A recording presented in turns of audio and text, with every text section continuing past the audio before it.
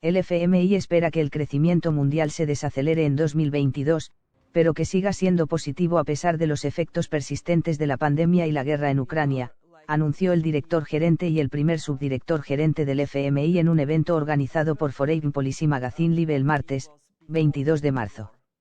Las nuevas proyecciones se publicarán en el informe Perspectivas de la Economía Mundial de abril durante las reuniones de primavera del FMI y el Banco Mundial. Es probable que veamos una contracción que podría ser un tercio de lo que era antes de la guerra. Imagínese cómo eso se traduce en dificultades para las personas. Entonces, lo que hicimos fue responder de inmediato a una solicitud de Ucrania de financiamiento de emergencia, $1.400 millones. Es para que el país siga funcionando. Es para asegurarse de que haya apoyo para las personas más vulnerables, que haya una administración que asegure lo que acabo de hablar, agua y electricidad, incluso en las áreas afectadas por la guerra. También estamos muy comprometidos con Ucrania sobre cómo aplicar las mejores medidas de gestión de crisis, para que la economía no se derrumbe. Y diría que el dinero es importante, pero el apoyo de la deuda sobre cómo mantener el funcionamiento del sistema financiero es igualmente importante, dijo Kristalina Georgieva, directora gerente del FMI.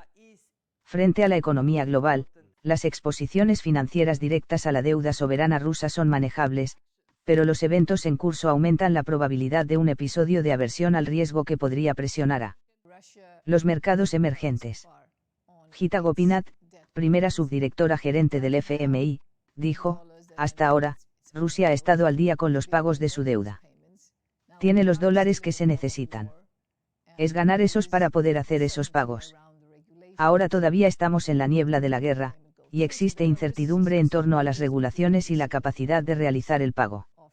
Entonces, hay riesgos asociados con esto, que es lo que estamos viendo en términos de precio de la deuda rusa en el mercado.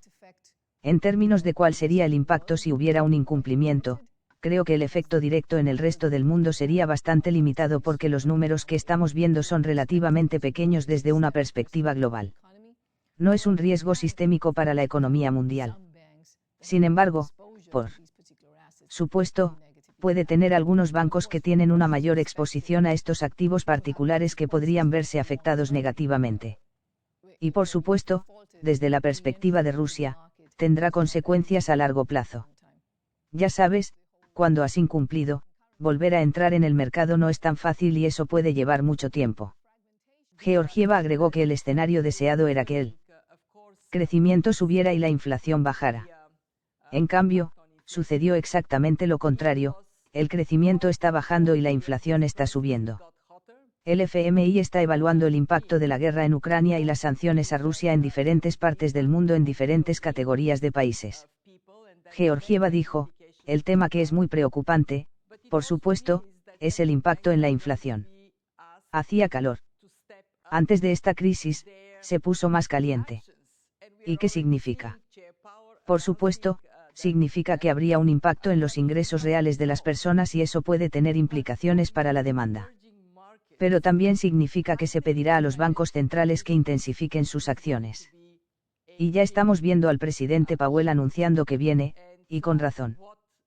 Pero para muchos mercados emergentes, el endurecimiento de las condiciones financieras será un gran impacto. Y lo que quiero decir hoy es que tienen medidas políticas para responder, utilícenlas temprano. Estoy particularmente preocupado por los países de bajos ingresos con sobreendeudamiento. Sobre el impacto de la pandemia en la economía global, Gopinath aclaró que es bastante claro que el COVID-19 se va a quedar a largo plazo y podría haber un escenario de endemia leve. Esa es una posibilidad. Por otro lado, existen riesgos muy serios de inconvenientes mucho más serios. Gopinath dijo, sobre lo que se necesitaba de la comunidad global para abordar la crisis de salud, creo que se quedaron cortos. Creo que sin duda se quedaron cortos. Se hicieron progresos. Entonces, también puedo poner esto en términos de un vaso medio lleno, que es que se hicieron esfuerzos. Claramente hubo promesas de donaciones de vacunas. Hubo financiación en parte de la aceleradora ACT, hubo donaciones en parte a COVAX, pero no en la escala y no con la velocidad con la que se necesitó el año pasado. Ahora nos encontramos en una situación en la que ha llegado suficiente suministro y los países están recibiendo suficientes suministros, incluidos los países de bajos ingresos. Pero ahora hay un problema de capacidad de absorción y también un problema de vacilación de vacunas. Pero dado nuevamente cuán claros fueron los beneficios económicos de moverse rápidamente, es decepcionante que no se haya hecho lo suficiente con la suficiente rapidez. Y no es demasiado tarde para hacer lo correcto porque la pandemia no ha terminado. Sí solo.